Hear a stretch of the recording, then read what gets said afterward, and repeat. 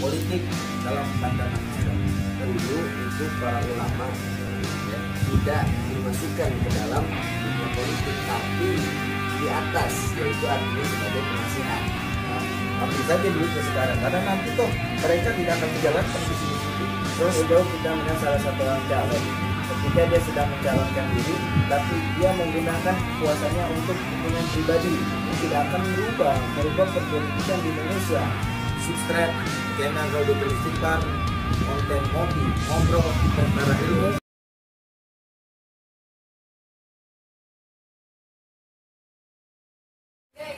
Assalamualaikum warahmatullahi wabarakatuh. Alhamdulillah, summa alhamdulillah, wa syukurillah, wa ni'matillah.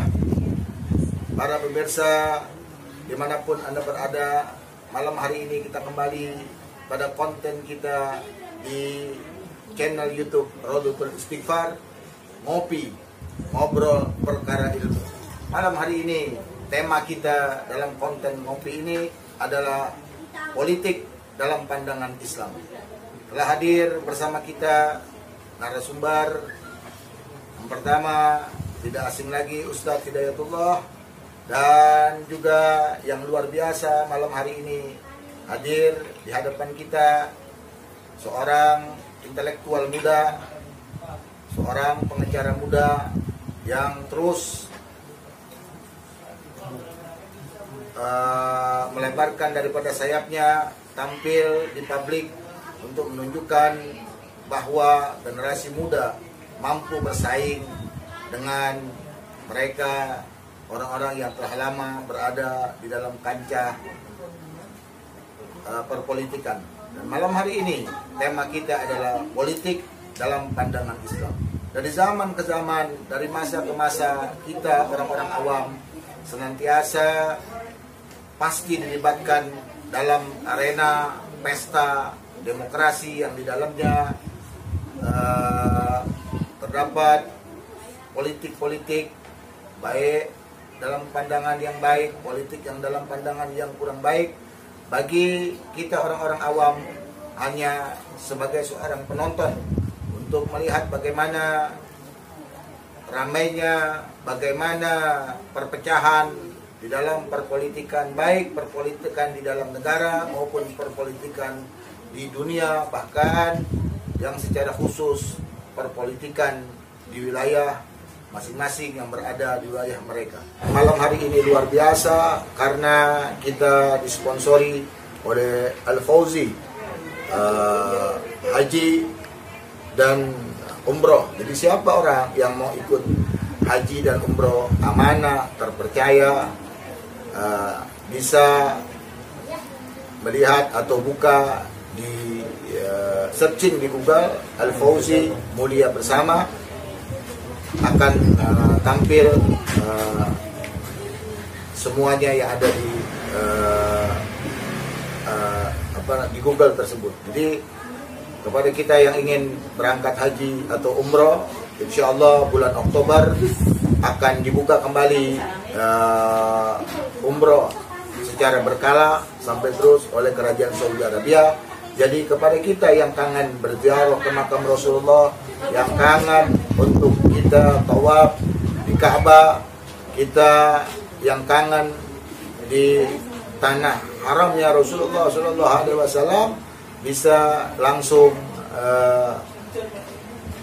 mendaftarkan baik di Al-Fauzi atau di Majelis Rodotul Istighfar, insya Allah dengan bimbingan para ustadz-ustadz yang memang betul pakar di bidangnya.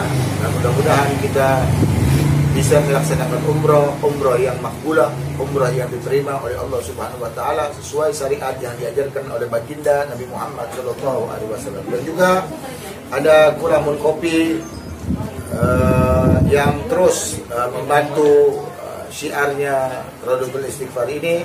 Jadi bagi Anda yang ingin memesan daripada Kulamun Kopi, langsung di GoFood, klik Kulamun Kopi, tinggal kita lihat menu-menunya, harganya murah tapi rasanya luar biasa. Juga ada UMKM Betawi Kemanggisan yang membantu, mendorong kita untuk membantu majelis yang senantiasa dia bersosialisasi di masyarakat dan juga membuka UMKM.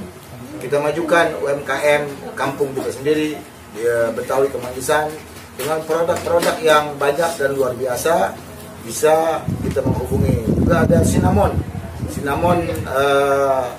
pengharum mobil dan lain sebagainya. Jadi klik saja Cinnamon akan muncul di toko-toko online atau searching di Google. Juga malam hari ini juga disponsor oleh Bewo Screen Printing. Beliaulah yang mendesain background dan lain sebagainya, terus membantu syiar daripada terlaksananya channel Majelis Raudhatul Istighfar. Para pemirsa dimanapun Anda berada, kita akan bertanya dengan Ustaz Hidayatullah sebagai narasumber kita untuk memberikan pandangan. Bagaimanakah pandangan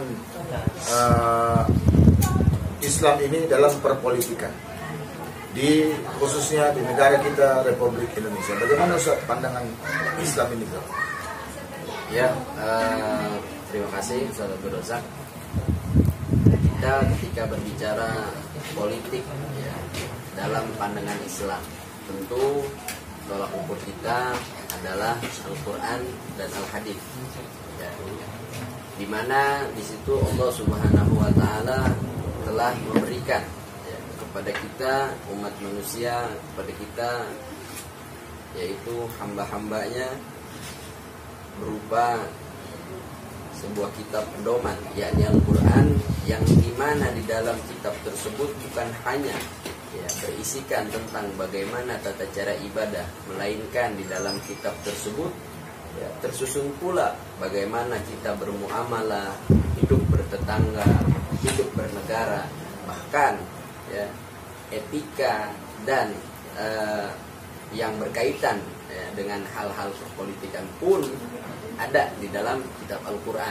Jadi memang politik itu Ustaz ya, di dalam Al-Quran pun diatur bagaimana politik secara betul, secara syariat Islam yang hukumnya ya diturunkan oleh Allah Ta'ala melalui baginda Rasulullah melalui kitab sucinya, gitu Ustaz ya. Ya memang ketika kita berbicara politik dalam pandangan Islam, memang ada ya sebagian ulama yang berpendapat bahwasanya udahlah kita beragama saja, tidak usah ikut politik.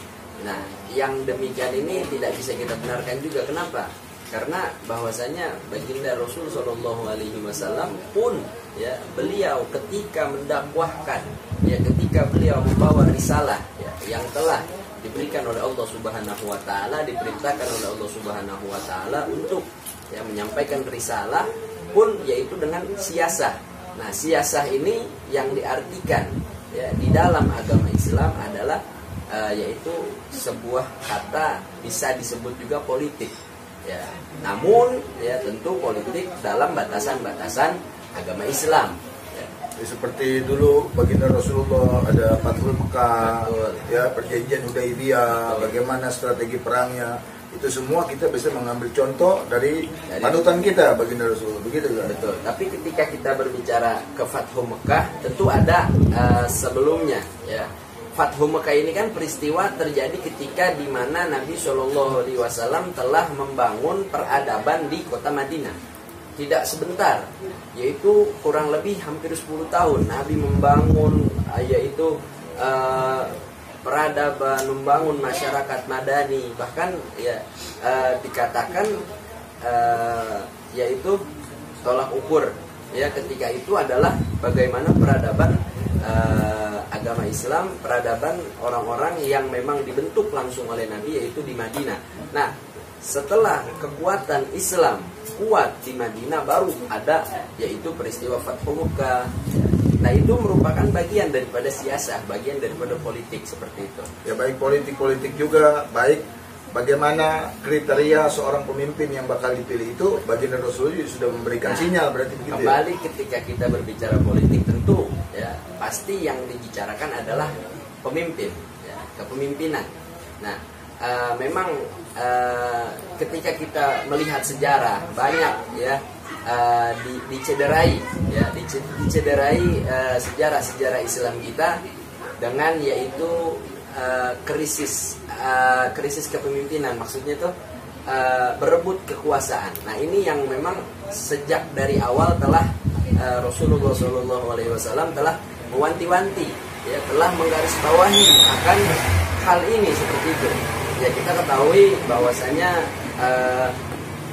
nubuah artinya kenabian, ya, yang telah dijalankan oleh baginda Nabi, yang telah diberikan wahyu oleh Allah Subhanahu wa taala kepada Nabi Muhammad, ya, sampai beliau, ya, dari beliau berumur 40 tahun mendapatkan wahyu, mendapatkan risalah, terus sampai beliau wafat. Nah, posisi, ya, ketika beliau wafat lalu digantikan oleh Khulafaur Rasyidin, ya, dan ini pun telah ada di dalam hadis, telah ada di dalam perkataan Nabi, yang dimana Nabi SAW bersabda, ya, nanti setelahku, ya, akan ada yaitu khilafah rasyidah, ya, kepemimpinan, ya, khilafah rasyidah, selama yaitu kurang lebih 40 tahun. Setelah itu akan muncul nanti kerajaan. Dan betul saja, ya, kita ketahui setelah Nabi ada diteruskan oleh Sayyidina Abu Bakar Siddiq, lalu diteruskan oleh Sayyidina Umar, lalu diteruskan oleh Sayyidina Utsman, dilanjut dengan kepemimpinan Sayyidina Ali, lalu dilanjut dengan kepemimpinan Al-Hasan. Nah, setelah itu memang ada peristiwa-peristiwa yang sungguh dahsyat, yang sungguh dalam pandangan para ahli sejarah memang lebar kalau kita bahas di sini. Nah, itulah merupakan bagian daripada politik yang memang ada di dalam sejarah Islam. Berarti politik itu, ya, mereka orang-orang yang ingin masuk atau naik atau berkecimpung dalam dunia politik, baik mereka sebelum menjabat, mereka harus juga melihat bagaimana dulu naiknya mereka, para sahabat-sahabat Nabi, dan bagaimana cara kepemimpinan sahabat Nabi dengan perlakuan kepada dirinya, kepada keluarganya, kepada masyarakat dan rakyat-rakyat mereka. Bagaimana itu kita mengambil contoh, ya, ibrah, pelajaran kepada mereka agar kita pelaku politik pada saat ini bisa betul-betul melaksanakan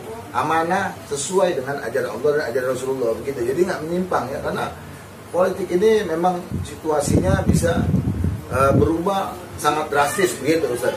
Baik, para pemirsa dimanapun Anda berada, jangan lupa subscribe channel Raudatul Istighfar, konten ngopi, ngobrol perkara ilmu, yang malam hari ini pandangan Islam dalam dunia politik. Dan malam hari ini kita disponsori oleh Al-Fauzi Haji dan Umrah. Bagi kita yang kangen berziarah ke makam Rasulullah, kangen menginjak daripada tanah haram, kangen kita tawaf, memandang daripada Ka'bah, mendapatkan rahmat Allah Subhanahu wa taala, langsung saja bisa menghubungi Majelis Raudatul Istighfar. Kita akan bimbing dan insya Allah menjadi umrah yang makbulah. Dan siapa yang ingin niatnya berangkat haji, silakan kita berangkat haji. Karena siapa orang yang menziarahi makam Rasulullah SAW, wajabat lahu syafaat. Nabi SAW jamin mereka mendapatkan syafaat. Kalau sudah dijamin mendapatkan syafaat dari baginda Rasulullah SAW dengan wasilah berziarah ke makam beliau, jangankan 10 juta, 20 juta, 30 juta, 2 miliar kita berebut untuk berziarah ke makam Rasulullah, karena janji baginda Rasulullah adalah janji yang betul-betul, bukan janji politik, ya, begitu. Baik, para pemirsa, di sebelah saya ada Bang Muhammad Alvin Bahreji, sarjana hukum. Beliau seorang pengacara muda yang saat ini sedang trending topik di seluruh stasiun TV. Beliau menangani perkara-perkara dan beliau juga senantiasa istiqomah duduk membantu di Majelis Raudatul Istighfar. Kita akan bertanya dengan Bung Muhammad Alvin Bahreji. Bung Muhammad Alvin Bahreji, Abang sebagai intelektual muda, bagaimana pandangan seorang intelektual muda dari zaman ke zaman sampai pada saat ini sudah diambang dewasa melihat perkembangan politik di negara Republik Indonesia? Selamat malam, salam sejahtera teman-teman semua. Terkait dengan politik untuk generasi muda yang mana dari zaman terus berjalan, pada zaman ini termasuk generasi milenial itu tentang politik mereka itu berperan sangat aktif, yang mana politik ini suatu pembentukan dan bertujuan kekuasaan dalam masyarakat, tujuannya itu untuk membuat keputusan bersama. Pada hari ini generasi milenial itu sangat penting berperan aktif dalam politik. Kenapa? Kalau kita bicara tentang politik, tidak harus politik itu dengan kata-kata money politik. Banyak orang ketika kita membahas hal itu terjadinya dengan kata-kata uang. Kita harus merubah mindset tersebut, kita harus mengubah gambaran tersebut, karena politik itu tujuannya untuk membentuk generasi-generasi yang nanti kedepannya akan lebih maju. Bukan hanya untuk diri kita sendiri, tetapi untuk bangsa dan negara.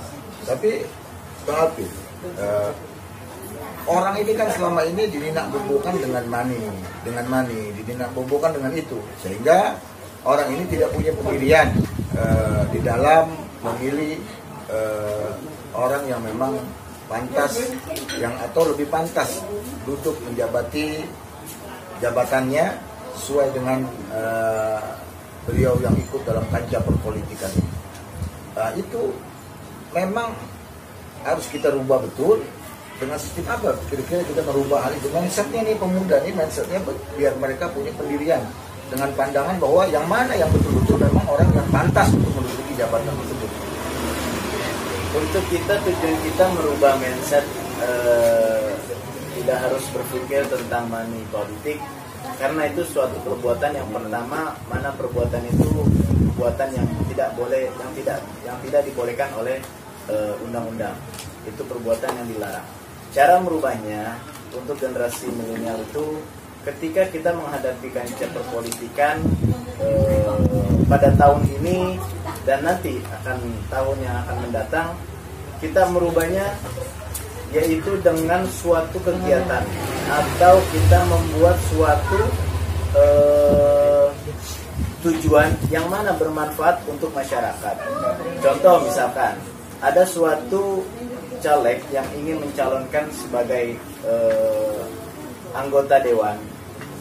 Ketika kita melihat hal itu, kita harus tahu visi dan misinya itu yang nanti ke depannya itu seperti apa. Apakah bermanfaat hanya untuk dirinya sendiri atau bermanfaat untuk masyarakat. Nah, ketika nanti tujuannya bermanfaat untuk masyarakat, visi misinya apa? Nah, ketika dia membuat visi misi, nanti itu kan terpapang yaitu program kerjanya seperti apa. Contoh misalkan ada kegiatan bakti sosial, atau misalkan membuat suatu acara yang mana acaranya ini kepentingan bersama, bukan hanya kepentingan perpolitikan saja. Karena kenapa? Kalau misalkan kita mindset kita itu hanya dengan uang, itu kedepannya tidak akan merubah perpolitikan di Indonesia. Karena saat ini peran generasi muda milenial yang terjadi saat ini itu sangat penting. Contoh misalkan milenial yang saat ini itu melihat suatu figur, bukan melihat lagi terhadap partai politik. Misalkan kita melihat figur siapa, pasti langsung condong ke orang tersebut. Beda dengan zaman yang sebelumnya, mereka melihat dari partai ke partai, partai ke partai. Karena kalau generasi muda yang sekarang ini, mereka lahir yang mana TV sudah berwarna, yang mana saat ini handphone sudah canggih, sudah bagus, dan saat ini pun memang teknologi pun sudah maju, dan pemikiran pun sudah terdepan dibanding yang lalu-lalu. Memang begini, Bung Alvin. Jadi visi misi itu ya bagi kita ini dari zaman ke zaman, visi misi mereka orang-orang yang memang untuk menduduki jabatan, mereka ikut berebut di dalam kancah politika, itu hanyalah janji-janji semata aja gitu, sehingga image mereka sudahlah yang terpenting kita hanya ambil saja duitnya sekarang, karena nanti toh mereka tidak akan menjalankan visi misi itu. Selesai mereka terpilih menjabat, mereka akan melupakan hal semacam itu. Nah, ini kan merupakan pandangan yang memang sudah mencampur di masyarakat, sehingga pandangan ini harus kita hilangkan. Nah, mana sih yang sebetulnya spesifikasinya yang bisa kita ambil atau untuk memilih orang tersebut supaya kita terlihat bahwa wah, ini orang cuma janji-janji saja, atau memang ada orang yang real ketika dia menjabat, apa yang dia janjikan dia akan realisasikan itu semuanya. Nah, apa nih yang kita mesti lihat, ada apa sih yang kita mesti ciri yang bagaimana gitu? Ciri untuk debat berarti kita mencegah supaya hal itu tidak terulang kembali. Itu ya, Bung Ustadz Rozak. Kita untuk mencegahnya itu kembali lagi ke diri kita sendiri. Yang mana ketika kita menghadapi hal tersebut, itu kembali lagi ke diri kita sendiri. Kita mau menerima atau tidak. Tidak usah kita jauh-jauh kita melihat salah satu orang caleg.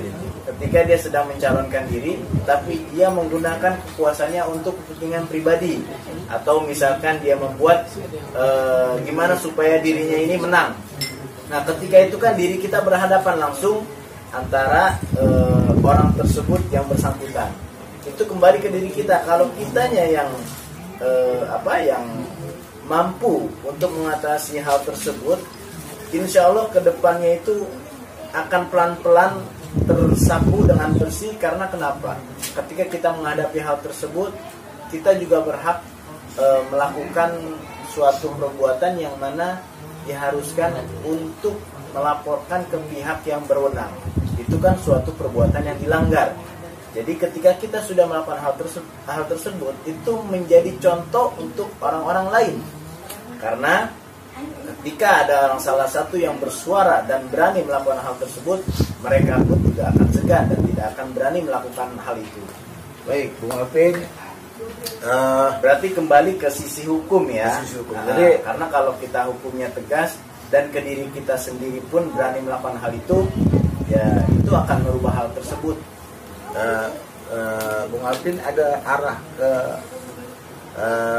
ikut dalam kancah perpolitikan, kira-kira ada arah nggak ke sana?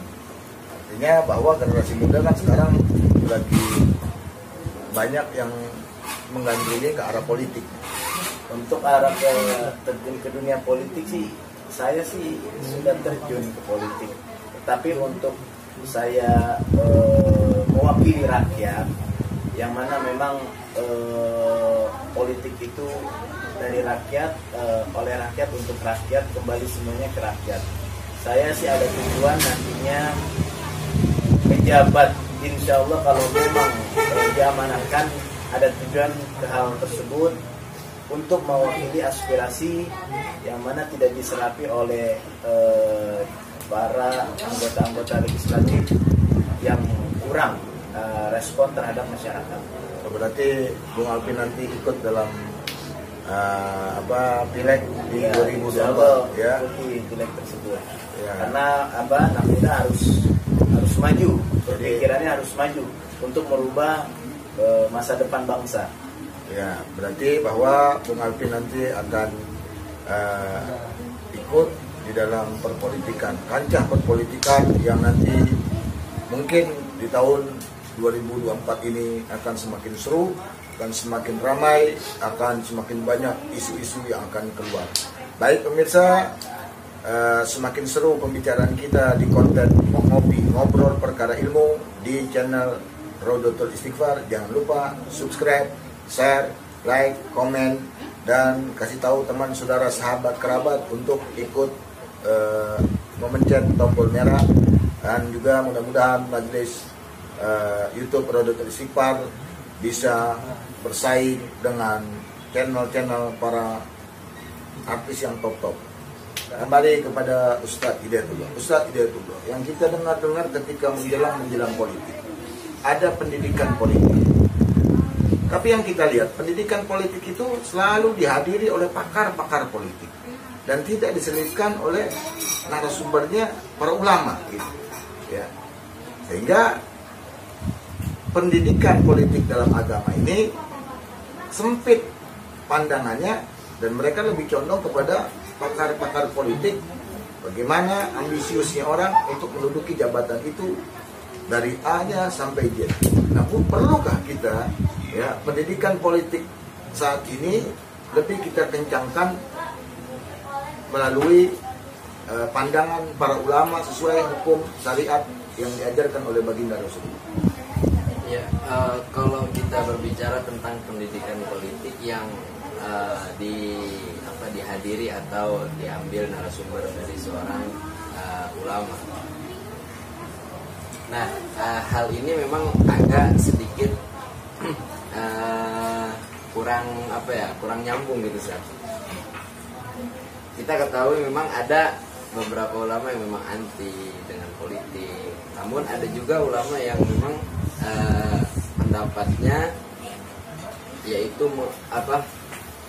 berkecimpung di dalam dunia politik untuk membangun peradaban agama Islam. Nah, tapi artinya ulama kan mempunyai kewajiban untuk memberikan penjelasan hal-hal yang dilarang atau hal-hal yang memang dicontohkan oleh Nabi. Walaupun dia tidak ikut dalam kancah perpolitikan ya, tapi dia harus juga wajib memberikan pelajaran kepada mereka sehingga mereka terarah dalam di dunia perpolitikan ya. Ya betul, memang kalau kita lihat sejarah Ustaz, dulu itu para ulama ya tidak dimasukkan ke dalam dunia politik, tapi di atas, yaitu artinya sebagai penasihat seperti itu ya. Siapapun yang ingin naik atau siapapun yang sedang berkuasa ketika itu, maka ya, diambillah ulama, diambillah orang yang memang mumpuni di dalam hukum-hukum Islam untuk dijadikan sebagai penasihat agama tentunya. Nah, kalau fenomena kita lihat sekarang ini lain ya, banyak ulama-ulama yang mendatangi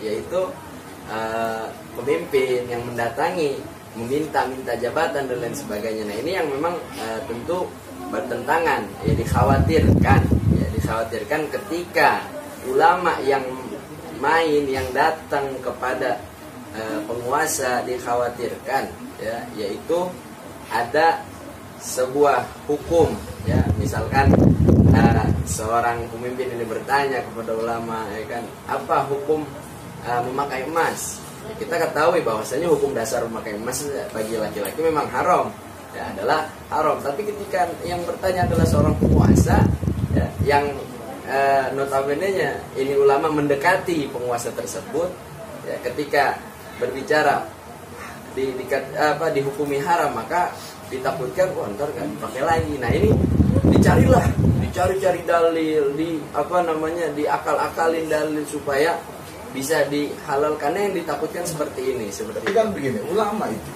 ketika dia tidak mendatangi atau tidak duduk di dalam kancah perpolitikan itu, dia hanya bicara atau mengeluarkan statement itu dari di luar daripada lingkupnya dunia politikan itu tidak didengar. Berarti kan dia harus ada juga mereka yang berpandangan, dia harus duduk di situ sehingga dia bisa memberikan pelajaran, memberikan contoh, memberikan lampu-lampu kuning kepada mereka, warning kepada mereka bahwa ini yang hak dan ini yang batil kan. Ya memang ketika kita ingin menguasai suatu permasalahan, ingin mengetahui ya titik terang dari sebuah permasalahan, tentu kita harus menduduki ya atau berkecimpung langsung ya ke dalam permasalahan tersebut. Ya memang ya kita ketahui pula ada banyak ya orang-orang yang memang notabene ahli dalam agama pun ikut di dalam kancah perpolitikan, dan memang adalah perubahan-perubahan sedikit yang telah ditinggalkan seperti itu. Namun sampai sekarang ini kita lihat mereka banyak yang terkikis gitu, banyak yang tertinggal. Kenapa? Banyak di dalam lingkup mereka itu orang-orang yang ambisi terhadap hal-hal yang memang dilarang dalam hal-hal agama gitu. Jadi ketika ada satu orang yang tahu akan halal dan keharaman suatu perkara dan dikelilingi oleh orang-orang yang memang tidak mengetahui hal tersebut, maka seperti kalah gitu Ustaz. Begitu ya. Berarti memang Betul, satu yang bagus, ada 10 yang kurang bagus, maka yang satu akan mengikuti kepada mereka yang kurang bagus karena kalah dalam segala semacam itu. Baik, saya kembali kepada Bang Muhammad Alpin Al-Fahredi, sarjana hukum. Bung Alpin, orang ketika ingin masuk dalam kancah politik, pastilah orang itu harus berkarya dulu. Ya, sehingga mereka dengan karyanya akan dikenal dan namanya sudah tinggi, maka dengan nama yang tinggi itu mudah merebut simpatik orang ketika masuk dalam kancah politik. Nah, Bung Alpin ini kan seorang pengacara juga yang saat ini menangani berbagai macam permasalahan hukum, ya, baik pidana maupun perdata, dan baru-baru ini menangani kasus pidana artis, ya, sehingga namanya di stasiun TV ini sedang trending. Apakah ini pun merupakan salah satu siasat untuk nanti mencalonkan dirinya di kancah politik, atau memang pionnya membantu di dalam segi hukum bagi mereka orang-orang yang awam terhadap hukum tersebut? Untuk hal tersebut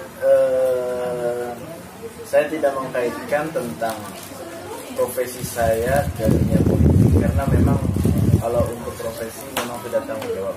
Memang saya diminta oleh klien saya untuk mendampingi bagaimana klien saya dirugikan oleh pihak yang bersangkutan terkait dengan adanya kepentingan di situ. Tidak ada sama sekali politik, hukum ya hukum, karena memang background saya ini memang sarjana hukum yang mana mengadvokasi segala kepentingan masyarakat, baik yang secara cuma-cuma ataupun secara yang finansial. Jadi untuk hal tersebut terpisah. Jadi kita tidak mengkaitkan antara politik dan hukum. Yang mana nantinya politik itu harus kita luruskan terkait dengan hukum tersebut. Tapi kan ada indikasinya. Kita ini terus berkarya, betul kita pisahkan ini. Ketika kita berkarya terus, ya, membantu orang di segi bidang hukum dan lain sebagainya, paling tidak nama kita ini bisa menarik simpati juga, sehingga pengaruhnya dari karya kita ini juga punya pengaruh yang luar biasa ketika kita memasuki kancah politik. Tidak mungkin secara terpisah ini pun tidak ada imbasnya, pasti ada imbasnya antara karya yang kita laksanakan, terus kita berkarya sebagai anak negeri, membantu orang secara hukum, membantu mereka yang buta hukum, sehingga nama kita ini nama yang akan mendapatkan simpatik dari orang, lebih mudah gitu ya, lebih mudah. Seperti kita lihat mereka para artis dan lain sebagainya, lebih mudah menarik simpati karena mereka sudah punya penggemar gitu ya. Kita sudah punya penggemar. Berarti Bung Alpin juga punya channel juga nih berarti ya, channel untuk menarik simpati orang. Ketika banyak channel-channel YouTube ini kan sekarang banyak timbul-timbul YouTuber, ya, YouTuber. Nah, kalau channel YouTuber ini dari tahun 2 zaman Fir'aun sudah ada nih channel YouTube-nya nih. Cuman orang belum punya paketan, itu baru sekarang muncul lagi gitu. Tetap ada kaitannya pasti ya, tetap ada kaitannya antara karya kita nanti ketika kita akan melaksanakan ikut dalam kancah politik, pastilah ada kaitan itu ya, pengaruh luar biasa ya gitu. Jadi kalau untuk itu kan suatu keberhasilan kita yang mana memang kita menggeluti hal tersebut, itu mengikuti dengan sendirinya. Setiap hal yang kita lakukan, hal-hal baik yang kita lakukan pasti akan menghasilkan yang terbaik. Tidak semua hal tersebut kita harus yang berpikir ada tujuan, ada kepentingan untuk menuju nantinya kita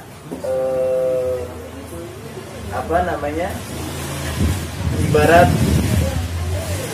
menduduki panggung politik. Tidak harus dengan hal itu. Tetapi kalau kita membuat suatu karya yang mana karya ini membuat semua orang merasa puas, merasa nyaman, merasa dirinya terlindungi, itu suatu keberhasilan, dan yang lainnya akan mengikuti dengan sendirinya. Terkait dengan adanya artis-artis yang lain yang tersebut, yang mana memang saya dikelilingi oleh influencer-influencer yang sudah memiliki nama di media sosial, selebgram itu memang kita mengikuti alurnya aja sih. Tidak ada memang tujuan kita mendekati mereka untuk nanti meng-up nama kita untuk pansos di media sih, tidak ada. Cuman kita memang mengikuti alur aja. Alurnya ke sana ya kita ikuti. Tapi kan memang ketika ada kancah politik, artis ini punya daya magnet yang luar biasa nih, sehingga kita bisa memanfaatkan juga ya artis itu untuk menarik simpati massa, mendulang suara dengan kita tampilkan mereka yang memang kalau orang-orang datang itu ada seorang artis itu pastilah orang banyak yang lebih datang begitu ya. Ya, kalau untuk artis sih pengikutnya itu memang betul itu namanya fans ya. Ada yang fansnya fanatik, ada juga yang hanya sekedar biasa aja. Jadi kalau kita bicara politik mungkin 50% mengikuti, mungkin 50%-nya tidak. Terkadang kalau misalkan artis sudah terjun ke politik itu fansnya ada yang melihat itu sebagian. Karena kenapa? Sebagian orang kalau sudah berbicara politik itu akan terjadi perdebatan, akan terjadi nantinya permusuhan. Makanya kita bilang kalau misalkan kita membahas politik jangan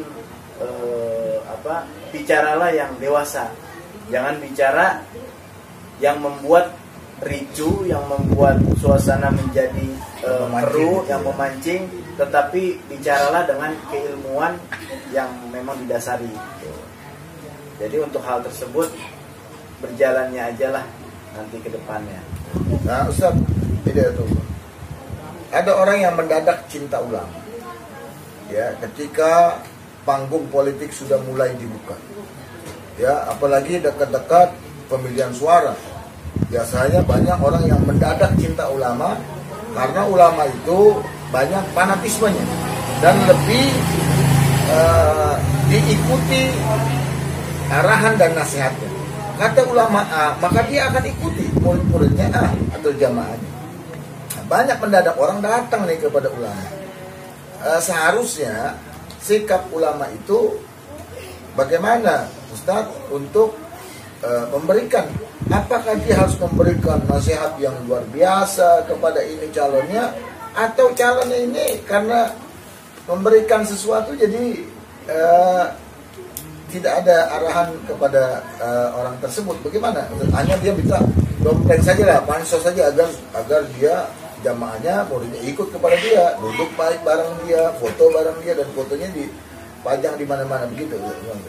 Ya, sebagai seorang ulama ya, ketika didatangi oleh orang-orang yang ingin mengambil manfaat ya, dari apa yang dimiliki oleh ulama tersebut, dalam hal ini kepada murid-muridnya ya, atau dukungan ya, tentunya sebagai seorang ulama yang menjadi panutan harusnya ulama ini memberikan gambaran dan memberikan arahan ya terkait bagaimana memilih nanti seorang pemimpin harus seperti apa.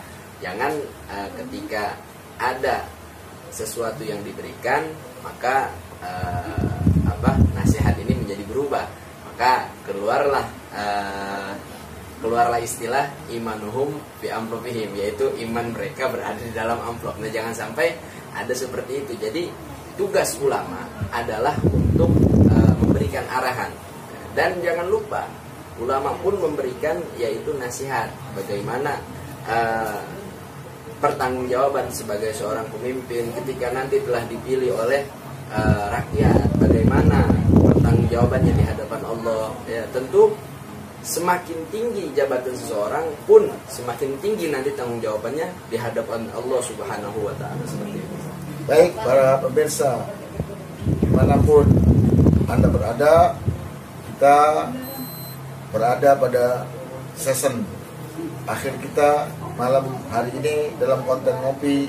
Temanya pandangan Islam di dalam politik. Tentunya kita harus betul-betul memahami untuk ketika kita memilih mereka untuk menjabati dari partai mana yang mesti kita pilih, calon pemimpin mana yang kita pilih, alangkah baiknya kita mendatangi ulama, meminta arahan kepada ulama, minta nasihat kepada ulama, mana yang baik, mana yang pantas, karena pandangan ulama adalah pandangan yang di dalam pandangannya ada cahayanya Allah Subhanahu wa taala. Mudah-mudahan pandangan ulama tidak akan meleset. Sehingga kita mau pilih siapa sebagai pilihan kita, datanglah kepada ulama untuk kita meminta wejangan, meminta nasihat mana yang harus kita pilih. Dan juga kepada para pemimpin kita mesti ingatkan bahwa setiap pemimpin bakal diminta pertanggungjawabannya di hadapan Allah Subhanahu wa taala atas apa-apa yang dia pimpinnya. Untuk season terakhir Bung Muhammad Alpin Pahrigi Sarjana Hukum, apa pesan-pesan untuk generasi milenial ini dalam cara pandangan politik mereka? Pesan-pesan untuk generasi milenial yang mana nantinya akan menghadapi kancah politik pada tahun ini dan tahun-tahun berikutnya. Gunakanlah hak suaramu, jangan kau sia-siakan, karena di situ kau berperan penting untuk mengubah bangsa dan negara. Dan satu hal lagi, tinggalkanlah, rubahlah gambaran tersebut terkait dengan money politik, karena kalau kita dengan berpatokan dengan hal tersebut, maka tidak akan merubah suatu bangsa akan nanti ke depannya. Kembali lagi ke diri kita sendiri, kalau kitanya bisa merubah, bangsa tersebut akan merubah. Bagaimana pandangan di season terakhir ini Ustaz? Nasihat kepada generasi muda dalam pandangan agama, antum orang muda pada agama dalam politik ini, apa nasihat kepada generasi milenial di dalam kancah perpolitikan? Ya, tentunya pesan ya, kepada para anak muda dan kepada para pemilih yang nantinya akan menghadapi ya dunia politik dan akan ada pemilihan nanti di tahun-tahun berikutnya. Yang pertama ya, bahwasanya kita niat dari dalam hati bahwasanya kita memilih adalah untuk yaitu berniat merubah ya keadaan dan untuk berniat memajukan bangsa kita ini. Lalu yang kedua, jangan sampai suara kita jual ya, jangan sampai karena ada orang datang kepada kita memberikan uang ya, tanpa kita tahu latar belakang orang tersebut, apakah ini orang baik, apakah ini orang jahat. Ketika orang jahat yang naik dan nantinya naudzubillah ya merusak atau bahkan nanti ya menghancurkan kita punya agama, menghancurkan kita punya bangsa, maka kita yang ikut andil memilih orang tersebut, maka kita akan kebagian daripada dosanya. Maka ya satu suara kita ketika kita mencoblos, ketika kita memilih orang yang akan nanti memimpin negeri kita, ketika yang kita pilih adalah orang yang amanah ya, maka kebaikan dia akan sampai kepada kita. Tapi ketika kita memilih orang yang salah, ternyata orang tersebut adalah orang yang buruk ya, keburukan yang ia perbuat pun kita akan mendapatkannya seperti itu. Baik pemirsa, cermati pilihanmu, pelajari pilihanmu, lalu tanyakan kepada ulama tentang siapa pilihanmu, sehingga engkau bisa selamat atas pilihanmu karena engkau bertanya kepada ulama yang melalui Quran, syariat yang diajarkan oleh baginda Nabi Muhammad SAW. Selesai malam hari ini konten ngobrol perkara ilmu yang bertema pandangan Islam dalam dunia politik, disponsori oleh Al-Fauzi Haji dan Umroh dan Kulamun Coffee UMKM Betawi Kemanggisan, Cinnamon Pewangi, Mobil dan Ruangan, juga Bewo Screen Printing. Mohon maaf atas segala kesalahan dan kekurangan.